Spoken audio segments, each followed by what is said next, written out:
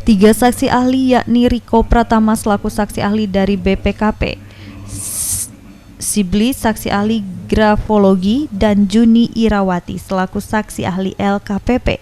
Selasa siang dihadirkan Jaksa Penuntut Umum Kejati Bengkulu dalam sidang lanjutan perkara dugaan korupsi revitalisasi dan pembangunan asrama haji Bengkulu tahun 2022 lalu. Dalam keterangannya di persidangan, saksi ahli menjelaskan terjadinya kerugian negara hingga pengerjaan proyek tidak selesai sesuai target. Saksi ahli grafologi Sibli menyatakan ada 2 dokumen dan 5 tanda tangan yang dipalsukan, yaitu terkait administrasi dan pencairan dana dengan tujuan agar termin pertama bisa dicairkan.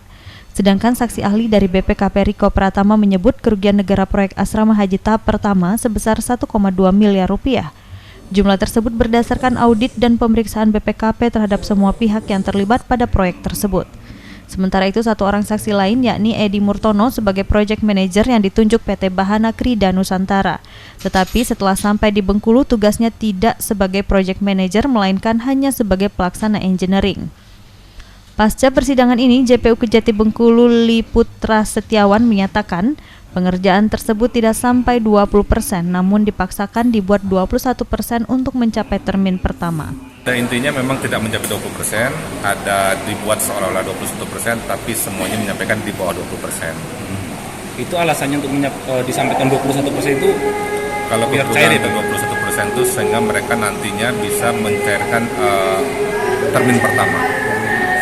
Karena termin pertama harus telah mencapai di atas 20%. Termin pertama itu tadi pada kenyataan dilakukan untuk terdakwa itu untuk bayar bendera ya Bang ya, bayar bendera proyek. Itu uang mukanya dipakai untuk sebagian fee pinjam bendera.